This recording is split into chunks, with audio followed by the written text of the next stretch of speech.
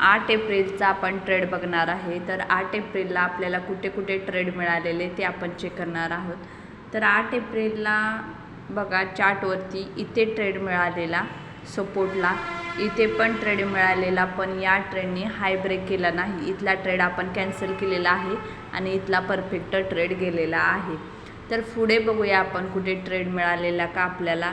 तर इथे तुम्ही बघू शकता इथे पण सपोर्ट घेतलेला, पण डिस्टन्स जास्त असल्यामुळे आपण हा ट्रेड केला नाही आणि ऑप्शनच्या चार्टवरती कॅन्डलने वरती क्लोजिंग दिले नसल्यामुळे इथे पण ट्रेड नाही घेतला। तर 8 तारखेला एकच ट्रेड होता आणि 9 तारखेला बघूया आजचं मार्केट। तर आज ट्रेड कुठे होते, तर ट्रेड बघा इथे होता ट्रेड आणि परफेक्ट गेलेला आहे, थोडा साइडवेज झालेला आहे।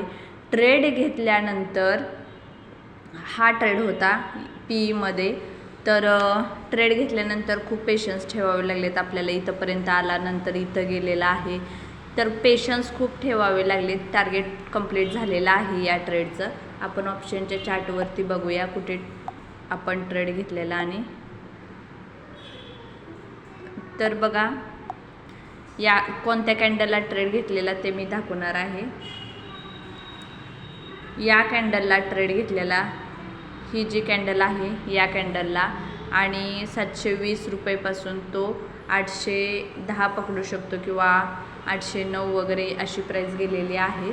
तर 720 ते कमीत कमी 100 पॉईंट तरी गेलेले आहेत वरती। तर टार्गेट व्यवस्थित बुक केलेला आहे आणि एक्झिट पण घेतलेले आहे।